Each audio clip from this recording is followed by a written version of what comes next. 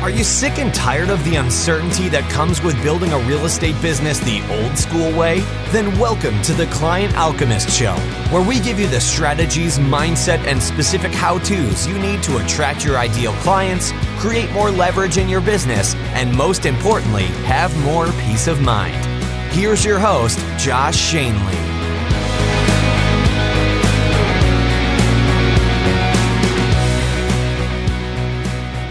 What's up and welcome back once again to the Client Alchemist Show. As always, I'm your host, Josh Schoenly, and this is episode number 31, and we're doing something a little bit different in this episode. In today's episode, the roles are going to be reversed a little bit, and I'm actually going to be interviewed. You're going to get to listen into a podcast I recorded a few months ago now with a friend of mine named Corey Boatwright. His podcast is called Real Estate Investing Profits Masters Series. And in this episode, in this podcast, I shared some stories and some things that I don't think I've ever shared, certainly on this podcast, and some things that I've never even shared publicly. So I think you're going to get a ton from today's episode. It's a little bit longer than normal, so we get to dive a little bit deeper into some things. And although Corey is, specifically helps and serves real estate investors, the principles, the ideas, the tips, the strategies, etc., that are shared are absolutely 100% applicable for you, the real estate agent. So I think you're going to love the episode. I want you to grab a pen and paper, take notes, and then implement and take action on the lessons shared. So without further ado, here is my interview with Corey Boatwright.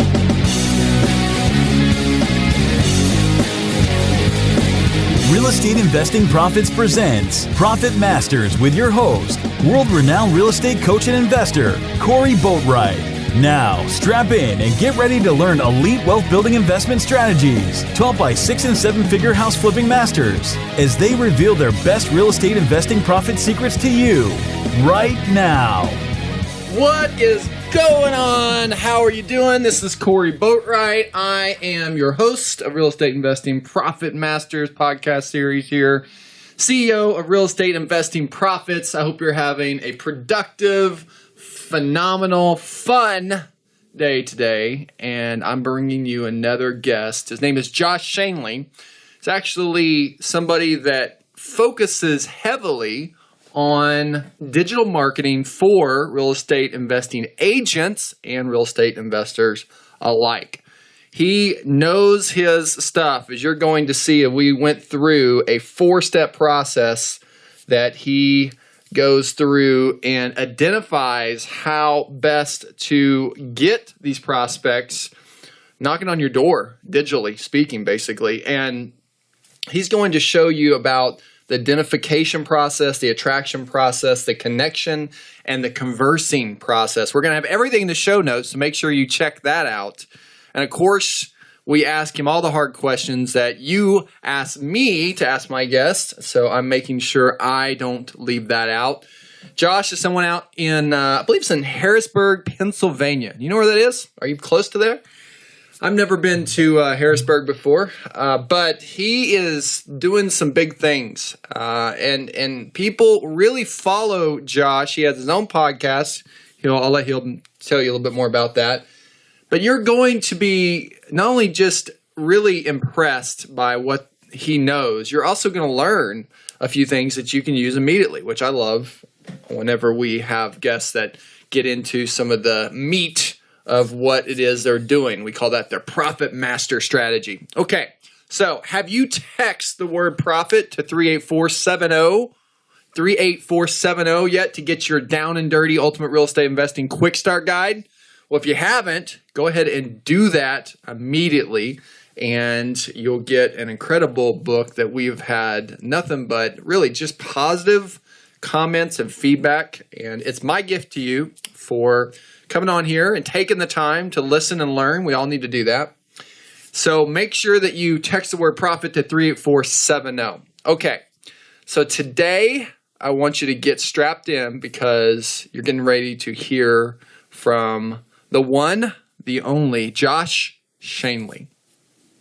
Josh, are you there, my man? I am, man. I'm excited to be here, brother. Nice. Thanks for taking the time to be on the show. Appreciate it very, very much. Now, you're My calling pleasure. in from Pennsylvania. What part of Pennsylvania, right? Just outside of Harrisburg, so central PA, right in the middle. Harrisburg. I gotcha. Well, obviously, on the show, we do talk about our Profit Master strategies. And this is where, investors like yourself that have been involved in real estate investing and have been involved in really marketing and really coming up with the best strategies to be able to have conversions and make money with these clients. They talk about some of their best strategies. And I know that you have been spending some time on something called Client Alchemist. So I want to go into that a little bit. But before that, if you wouldn't mind, why don't you go ahead and just tell us a little bit about your expertise and how you got involved in real estate?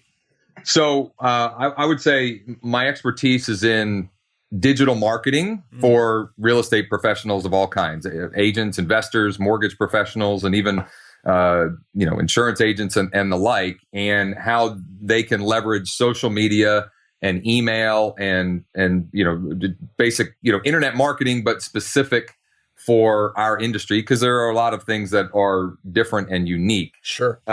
How I got interested in real estate, I went to college to be a health and phys ed teacher, and thought that's what I would do the rest of my life. I thought I'd be a gym teacher and a coach, and I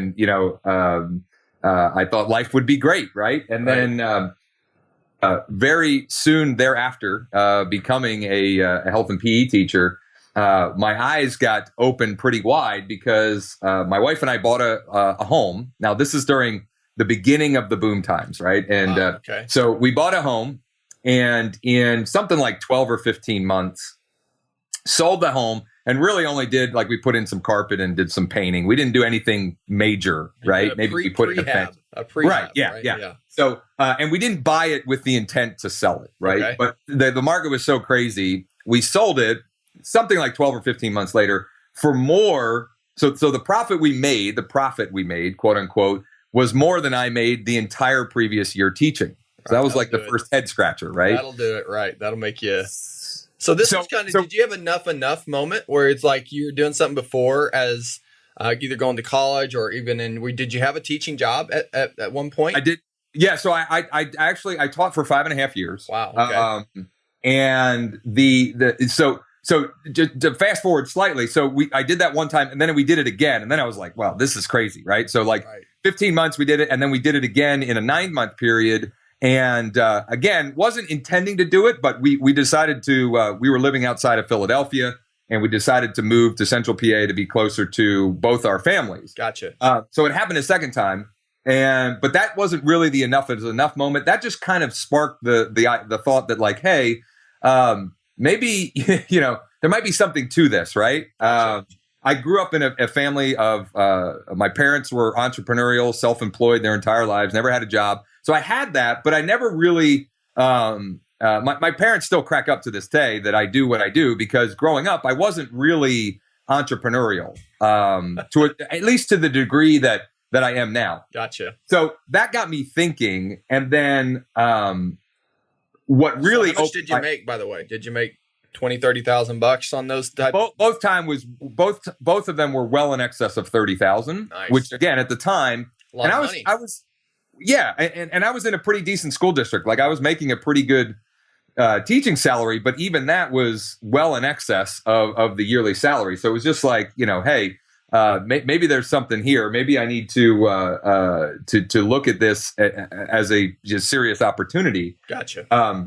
And so I started to become interested in it, and from my father-in-law recommended I talk to a buddy of his, and he recommended that I read the book Rich Dad Poor Dad, and I mean that just sort of totally reversed everything I thought was. To be reality, right, or whatever. Everything, the way I looked at everything, I totally just it changed everything. Yeah, right? I read the book everything too. Up. I read the book too, Josh. And I read the book, and there's a part in there where it said 9 out of 10 businesses fail, and I got really excited because I knew I just had to start 10 businesses, and one of them was going to succeed. That's an interesting. I mean.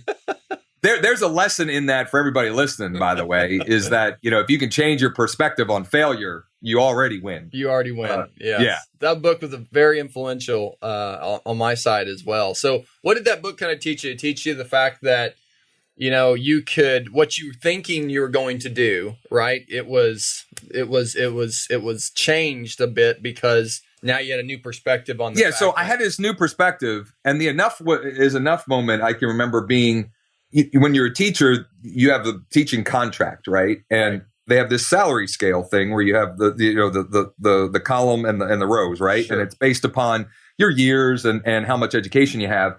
And I just remember looking at that and thinking, this is my value for the rest of my life. And I was like, there's no way that I'm going to let someone else, a piece of paper, dictate how much I can get paid for the value I bring to the world. And so that Kiyosaki opened my eyes, but that really was like the punch in the face. Like this is not. I can't do this for the rest of my life. I'll regret it every way. I think by saying that, you probably metaphorically punched a lot of people in the face. Yeah. That's a big deal. That's a very big deal. So you saw bigger worth. So the evidence of worth for what you're capable of, we call it efficacy. It really blew up because at that point you thought, wow, I'm more than just this piece of paper. I have more ideas, more things I could do. I'm more creative than just following this kind of set little column. Yeah. And I wasn't comfortable letting someone else dictate what I would be compensated for whatever value I'm bringing, and just being stuck in that box. It just wasn't something I was going to be. I knew I would regret it forever. If I didn't do something different. Okay, so take us from that moment on. So that's your enough's enough. Now you're going to change. Did you start going immediately into real estate because that's what you had some success in? Yeah, so I did. I remember the first deal I did, besides the two houses that we just kind of, for lack of a better term, got lucky on more than anything else. I remember the first place. It was this 100-plus-year-old, just dilapidated two unit that was just a money pit, an absolute train wreck money pit.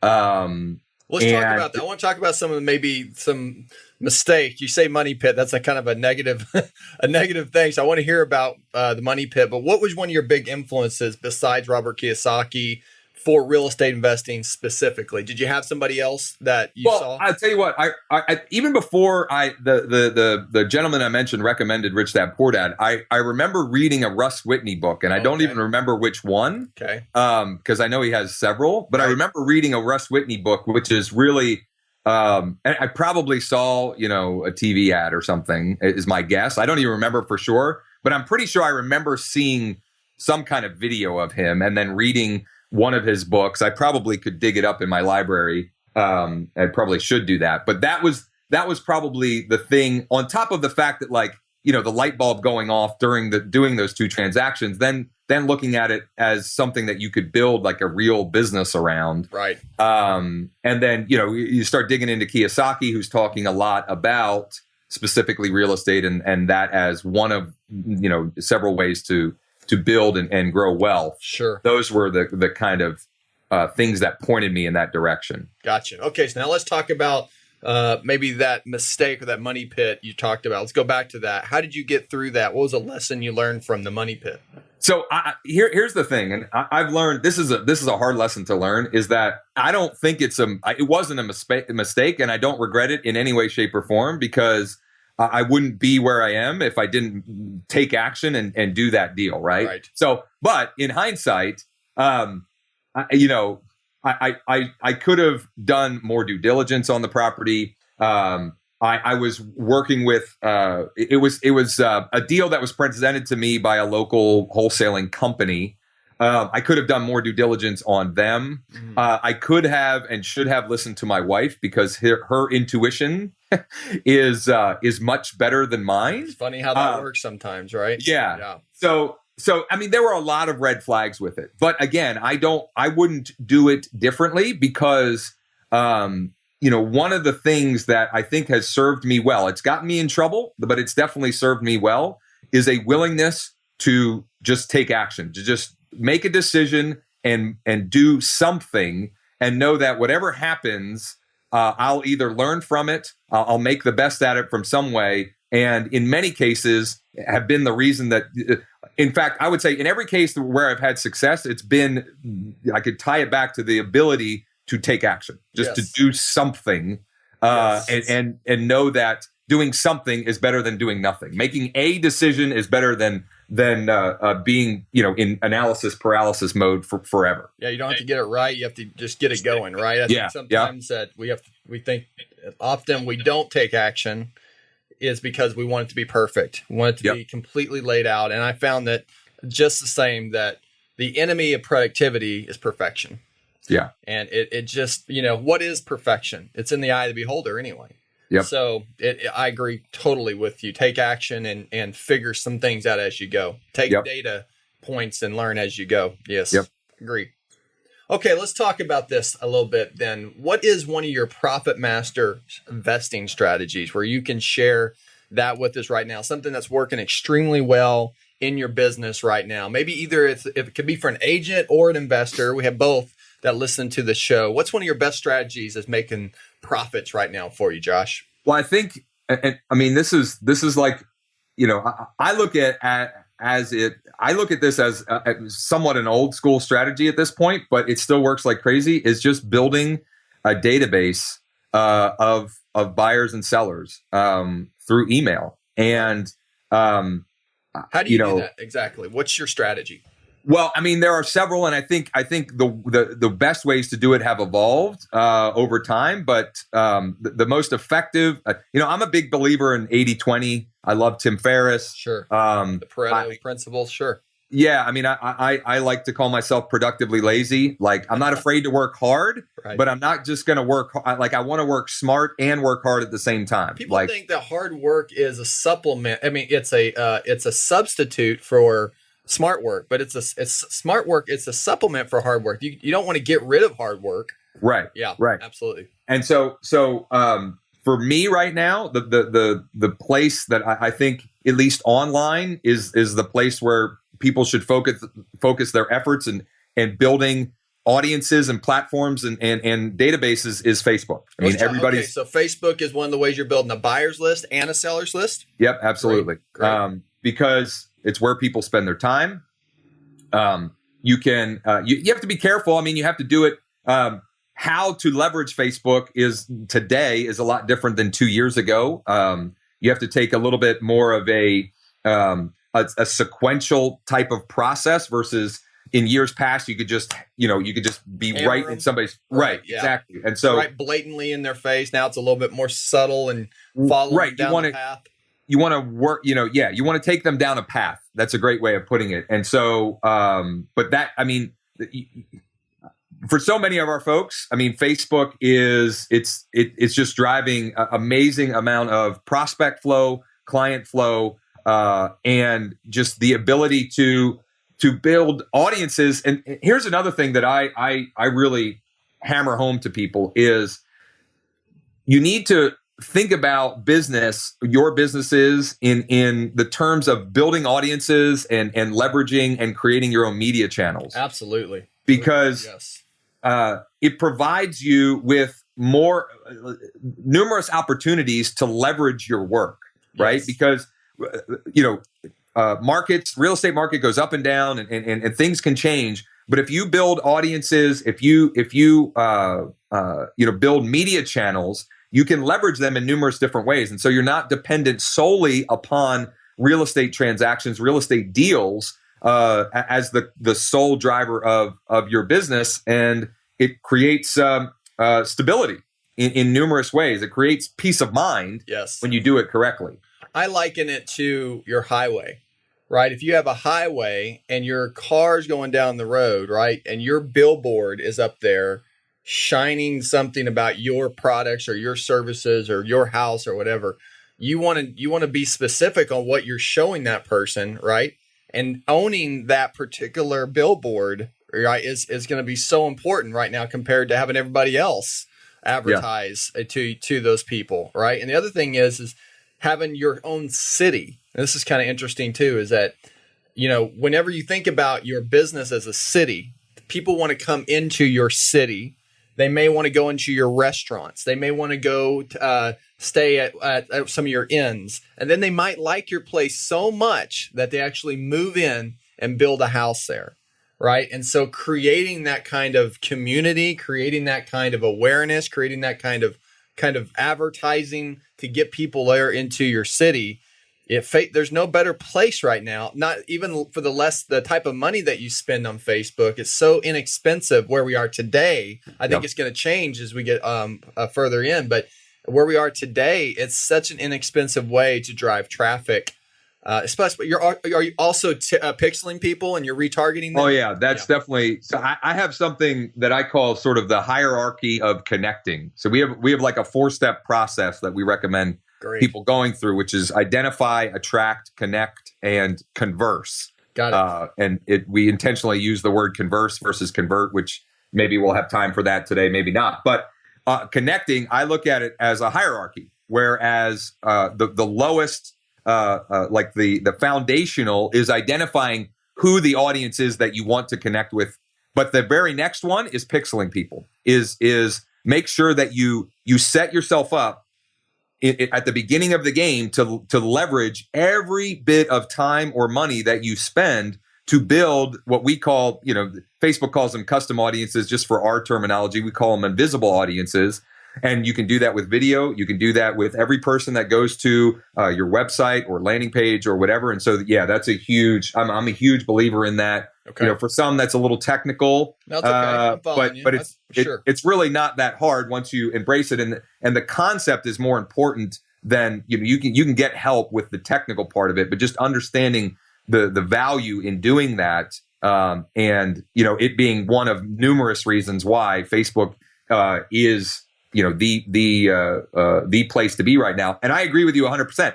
It's going to change. It's going to evolve. It won't always be Facebook. When I first started teaching and coaching other real estate agents and investors, Craigslist was the place that was the first program I ever created. And you can still leverage and use Craigslist and get results, but we sort of evolved into focusing on Facebook because that 80-20 principle. Like if there's one thing I could tell somebody to do, that would be the place to start. And then and once you sort of cap out there or hit a ceiling there, then you can look at other avenues. At least, that's my personal belief. And by the way, I love the city analogy. I think that's a great way to look at it, right? Yeah, so building our city there. You talked about identify. You have 4. Identify. You say connect is the next one.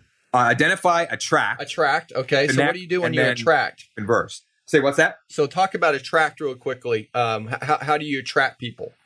So I view it as it's a several step process, right? Because now we can leverage this idea of pixeling and building customer and visible audiences. And so it's just creating content and offers that will resonate with the people that you've identified that you want to attract to you in the first place. So example would be maybe if you're attracting people in a certain zip code, right? And you know that this zip code has got houses that are typically selling in $50,000 to $70,000 range, right?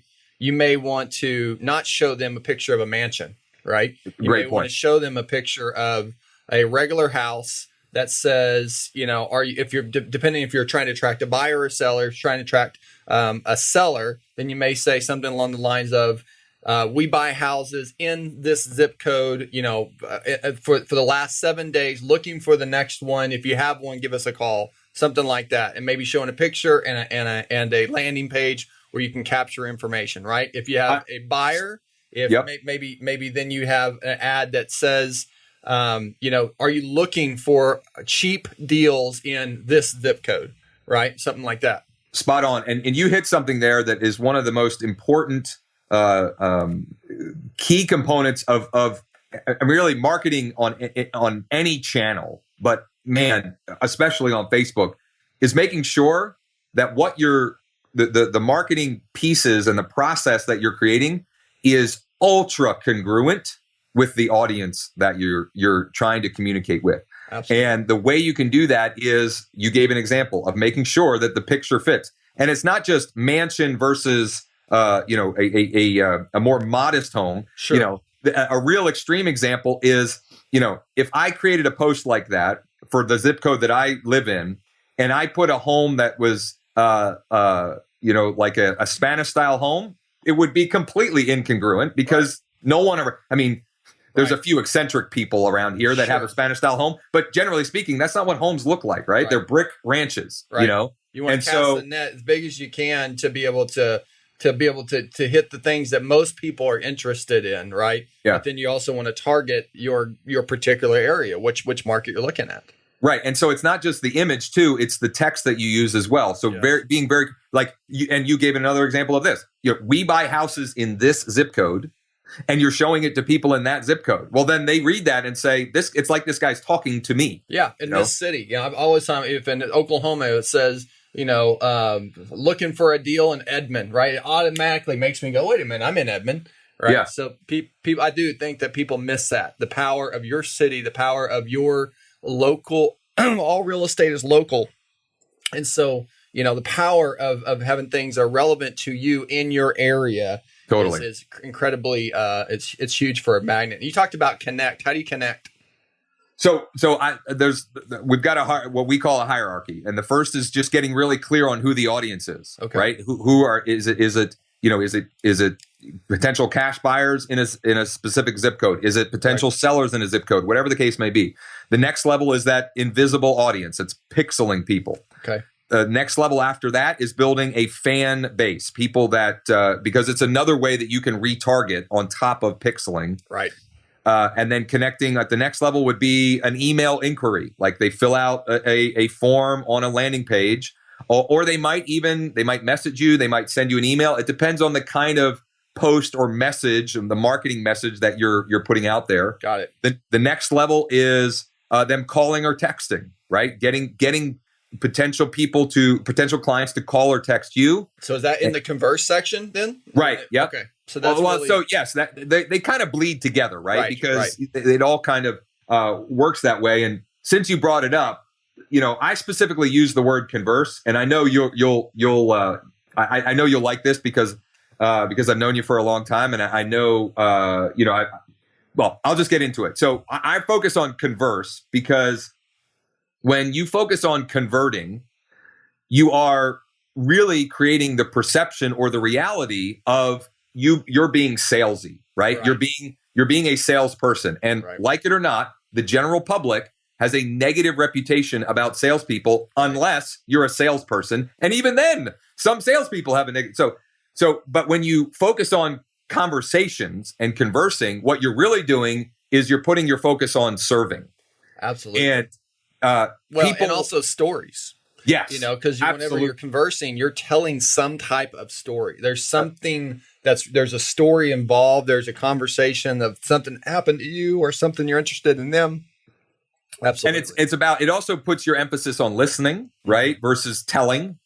And, I've one part of the story we didn't get into is, I've tried a bunch of different network marketing companies as well for the same reasons. And I remember one of the founders of the network marketing company would say all the time that people hate to be sold, but they love to buy. Yes. And my variation on that is people hate to be sold, but they love to be served. And so if you can figure out how to put yourself in a position to serve more people, you won't have to do selling.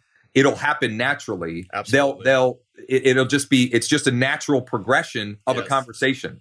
Absolutely. Couldn't agree more. As you know, remember, be a servant has been a big part of just the thread of my being. And I think that it's been one of the most eye-opening things of life in terms of fulfillment. And also really selfishly, it's opened up even more doors than I even could imagine happening. So I agree 100% that asking how you can serve someone first is really interesting, because from there they also tend to say, how can I help you too? Yep. And when that happens, it's usually great. All right, so I love this. I'm going to put all this in the show notes. So we got identify, track, connect, and converse. I know you have a lot more in depth about that. I want to do kind of a shotgun round here of going faster on some of these other questions, because we got quite a few, and we ask our guests these same things. And a lot of folks that come listen, they're interested in these questions too. So what's one piece of advice that you'd share about running a successful real estate business, Josh? It's I would say it's really knowing your numbers. Gotcha. That is something that I continue to hone and get better at, and also knowing that if that's not a strength of yourself, you got to find somebody else that you can trust to do it. Because I'm not a huge believer in spending a ton of effort on something that is a weakness, because I think amplifying your strengths is more productive than trying to improve upon a weakness. Now, there are always exceptions, right? If you're a professional athlete and you're a basketball player and everybody knows that you can't go left, well then you got to.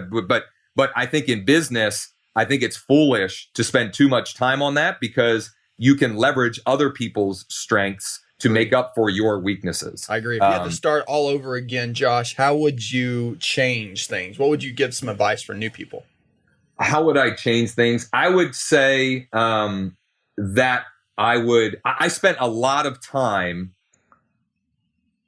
chasing different strategies and different ways of doing business, even different businesses, with the idea of multiple streams of income, right? And there's some truth to that. But in hindsight, I wish I would have picked one thing, put blinders on, and just gone for that. Focus. And then once you sort of get to a level where that is, I'm not a huge believer in automation, but is as automated and systemized as possible, and you feel like you have the energy to go elsewhere, that was what I would do. Because my first breakthrough happened when I did that. When I put on blinders, I said, I'm enough with all these different things. I'm going to put blinders on. I'm going to focus on this one thing. And when you do that, it is amazing what can happen in a short period of time. I mean, a month, 3 months, 6 months, 9 months. If you can put those on and just go in one direction, man, your world can totally change. Everything changes. Think about all the energy it takes for you to do all those other things. Yeah. And you're really going with more is more. And at the end of the day, more is less. Yeah. And you think more is more, because you see all those other multiple streams of income. The reality is that those multiple streams of income are very small, if anything, compared to what your power of focus. I've seen this in many of my friends' businesses happen. Same kind of story. Whenever I started short sales, my focus completely on short sales back in that boom, 2007, 2008, it just really took off. So couldn't agree with you more. What's one of your favorite motivational business quotes? Motivational business quotes. I don't know who to attest this to, but just the idea of taking consistent, imperfect, right actions. I like that. Just moving a step forward every day. Yeah, doing something, just moving the needle a little bit, and we talked about it already. Just being willing to take action. Just do something in the direction of where you're trying to get to. One little thing. Don't let your head hit the pillow that night without doing something, however big or little, something in that direction. I like that. Would you have a book that you recommend, maybe one that's really changed your life? I would say one that I've read probably even more than Rich Dad, Poor Dad is Secrets of the Millionaire Mind.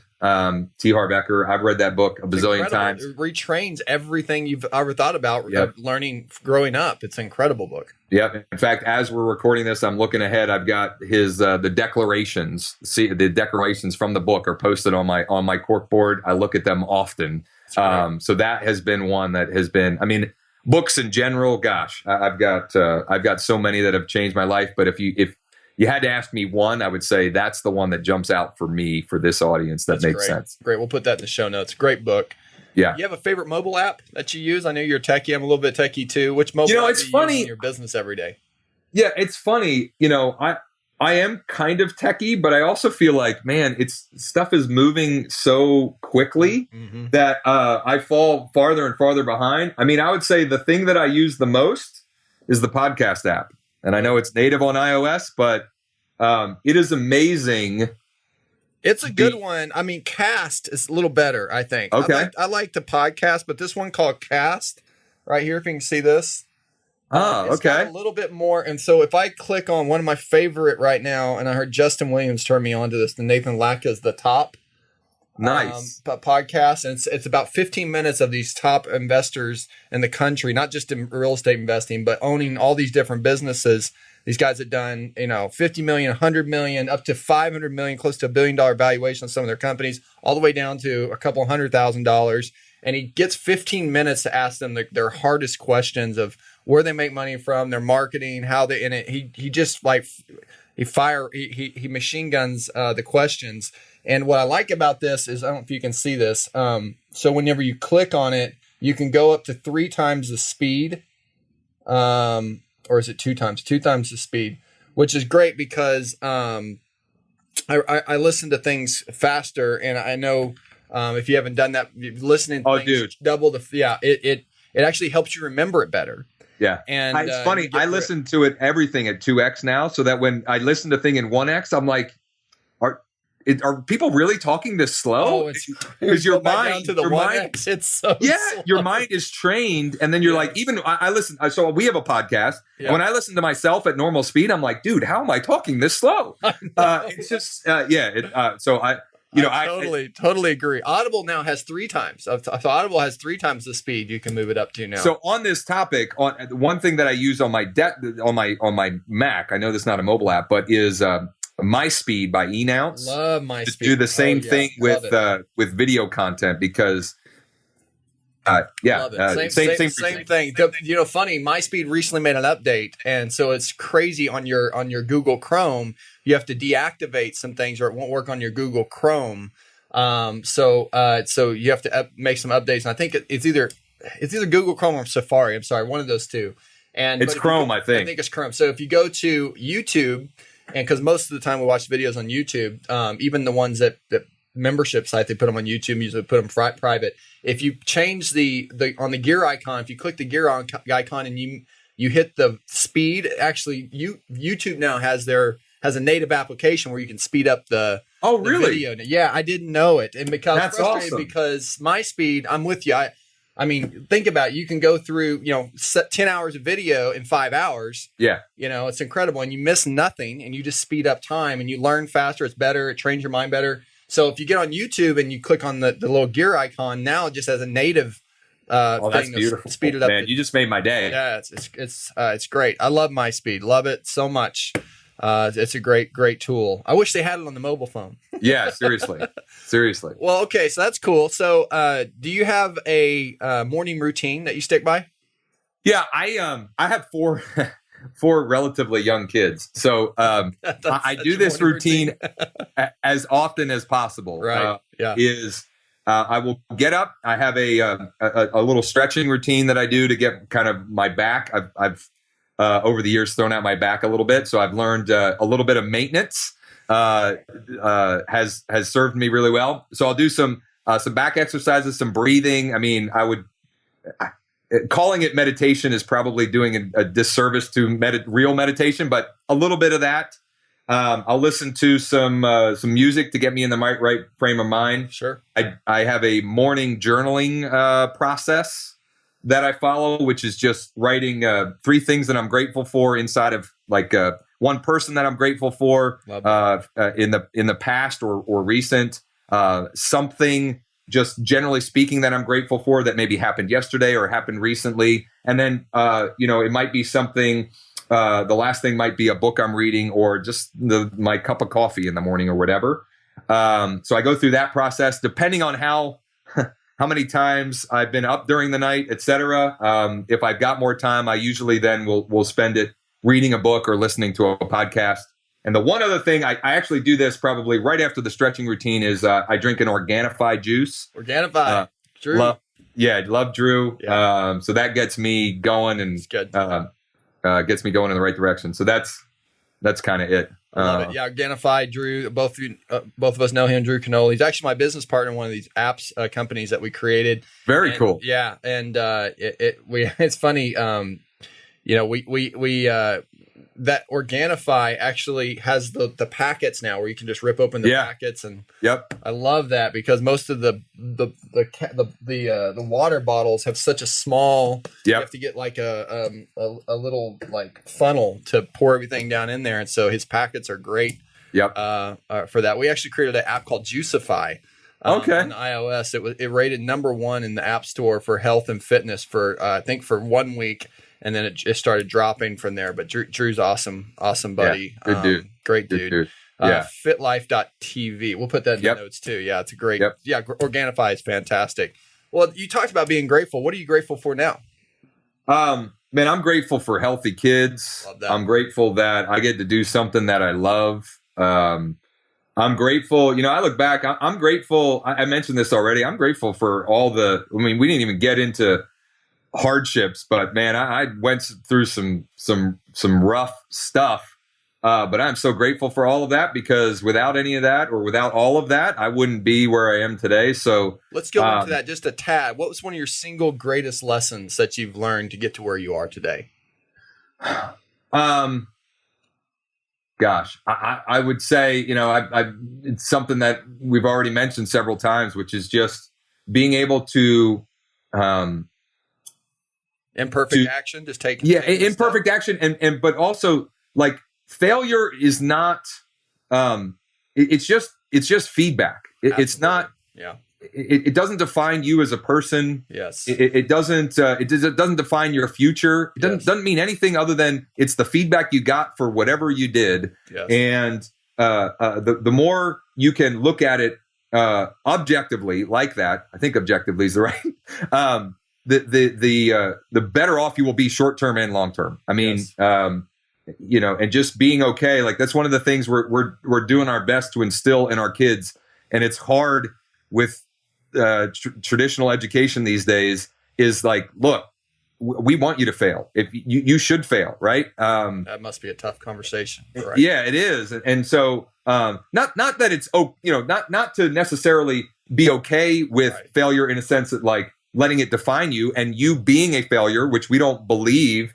in any way, shape, or form. That's a good difference. You're not, your identity isn't failure. It's okay to fail and and learn from it. Right. Yeah. None of us are perfect. We all make mistakes. It's what you do after the mistake that defines you. And so, that's what that's what I try to instill in our kids.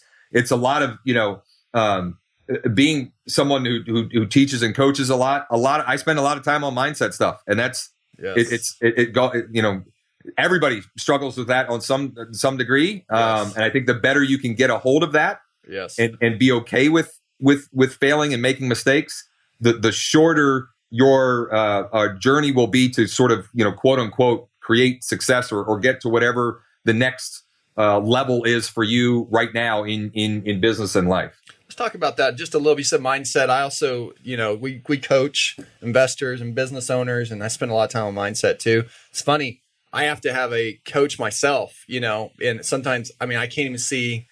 It's so easy talking about things that you see in someone else because you're outside and you're not connected to their circumstance emotionally. It's not romantic. You can see things clearer. And it's interesting because of that perspective. I really think coaching is one of the powerful parts of it is because of perspective. So I think it's also important that we have coaches. I know you have coached too. How important is it for you hiring a coach and mentor? How important has that been in your life? What would you say is that importance to someone else? I would say that part of that, when I told the story about putting the blinders on, that wouldn't have happened if I didn't have a coach who really was able to say, like, look, this is what you're good at. This is where a majority of whatever success you're having is coming from. Dude, just go do that full bore on that. Yes. And so I think, so I can't put a number on how important it is, but I will say this: it's important to find the right coach though too, because when you asked me the quote, I said consistent, imperfect, right action. Yes. And right action means different things to different people because there's lots of ways to get to one place. And, the right way for me is not the right way for you, is not the right way from somebody else. And so, and the right place is different for all of us too, right? Yes. Because some of us are meant to build huge multi-million-dollar companies. Yes. Some of us are meant to. I think we're all meant for great things, right? But great things are differ by people, and so I think one of the important things I would say that I have learned, but still struggle with, is you have to define what success is for you, yes, and then go find the right person to help you achieve that. What success is for you, because if you are trying to chase after something that really isn't who you are, then the right coach, the best coach isn't going to help you achieve something that you aren't, or that isn't really true to the core of who you are and the level that you are really trying to get to. Right. And so I see a lot of people struggle with that. There's lots of cliches, but putting their ladder on the wrong building, or whatever, just chasing after the wrong things. It is so important to not get a coach that's going to pet you like a cat. It's so important to get a coach that's going to be real with you. My pastor used to tell me, accountability doesn't work for most guys. And I said, what do you mean? We got men's groups, we got accountability. It works great. And he goes, it doesn't work for most guys because guys don't truth with one another. They bullshit, they BS each other. Right. And so, you got to be able to truth. Whenever I bring somebody on and I talk with them, I said the more transparent and blatantly truthful that you can be about where you are and where you want to go, I will be able to help you more. And I'm telling you, it gives people permission to unlock this door of stuff that they just haven't been dealing with. And it could be procrastination. It could be they're angry at themselves, at the world. It could be that they work too much. I mean, it's like all these different things, but they don't talk about the root. They always talk about this kind of this other thing on the outside, but that's not really how you get well. You need to really work on some of those things, and especially in real estate investing. These folks that want to do more, and that they're not doing the most of what they got. Right now they're not taking the time to do what they can right now to get any kind of results. And so I know what I'm talking about.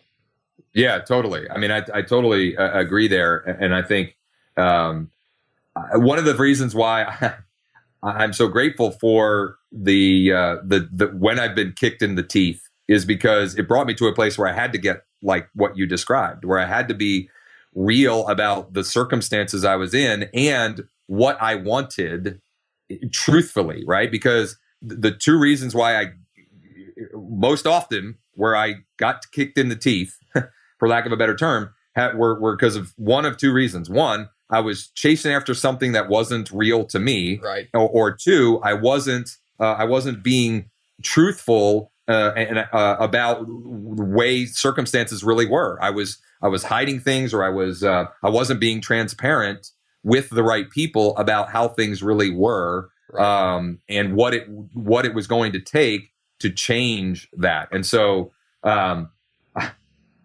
don't know how you get to that point without having some sort of breaking point. It doesn't necessarily have to be financial, right. But I think most people have to face that on some level to really, especially guys, to really embrace that idea of being transparent and really getting clear on what resonates with you. Like, what do you really want? Not what Corey wants, not what so-and-so wants, but what do I want and why do I want that thing? Very important.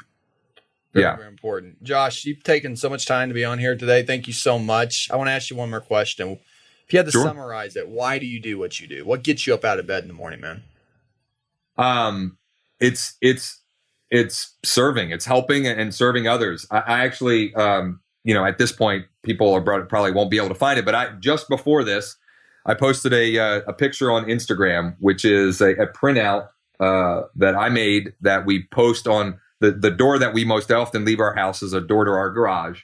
And I posted on there, it says, "What can I do today to be useful, helpful, or provide value to others?" And helping others achieve success, however they define it, and most often for me in our business, it's helping them, attract buyer and seller clients to them. That's what gets me fired up. That's what gets me excited, is when I hear feedback of, somebody who was struggling or, couldn't figure this thing out. Right. And because of our help on some level, got some kind of result, created some type of success. Man, that's what, that to me is, I don't drink. I've never done drugs. I don't smoke. I don't do anything. That's my drug. Like that's your drug. Yeah. That's great. I mean, that nothing gets me more excited than that. So to summarize that, you get excited for breakthrough in other people's lives. Yeah, totally. Yeah, their breakthroughs. That's fantastic. I love that, man. What a great thing. How great is that for your kids to see that too, and being able to be an example for them? That's really such a blessing. So thank you for taking the time to be on here and put all this information. And I appreciate you having me. Yeah, that's great. I'm gonna put all this information in the show notes, so everyone will have it. Everything that we went over, every kind of link, any kind of reference point that we have. Lastly, how can we serve you? What's the best way that we can get in touch with you? What do you need, some assistance with right now? Well, I mean, I would love it if the listeners would check out our podcast. The podcast is called The Client Alchemist Show. I'll get you some links for the notes. Specifically, there's 4 episodes where I dive into the 4 identify, attract, connect, and convert. They're episodes 2 through 5. Right. So for anybody who wants to dive deeper on those, and I would love to hear feedback from any of your listeners. I read and respond to every one of my personal emails. They can hit me up at josh@clientalchemist.com. Yep. Or on Facebook as well. You can find me there. Love it. I love it. That's great. Great. All right. Well, I appreciate it very, very much. And make sure you're on this next podcast. We'll bring people on just like Josh. They're rock stars. Thanks for knocking it out of the park here, Josh. I appreciate it. Thank you, man. Appreciate you. Awesome. Remember, be a servant. Talk to you later. All right. Hey, it's Josh again, and I hope you enjoyed today's episode. A little bit different, changing it up a little bit. I hope you got something out of it and the stories that were shared. Now, I have a big favor to ask of you. If you're not already a subscriber of the show on iTunes or on Stitcher, please do that now. And also, do us a huge favor and leave a rating and review for the show. It's how we reach more of you. Lastly, if you have any questions, if you have any feedback, if you have any thoughts or ideas on topics for upcoming shows, I'd love to hear from you. You can email me directly at josh@clientalchemist.com, josh@clientalchemist.com. I open and read and respond to every single one of your emails. They're important to me. They matter to me, and I love to hear from you. So please do me that favor. Reach out. Let me know what you think, and we'll be back again next week. That's all for this episode of The Client Alchemist Show. Be sure to visit the website for more exclusive content, tools, and strategies to help you implement the Client Alchemist mindset. Don't forget to rate, review, and subscribe so you don't miss a moment of how to turn your struggle into success.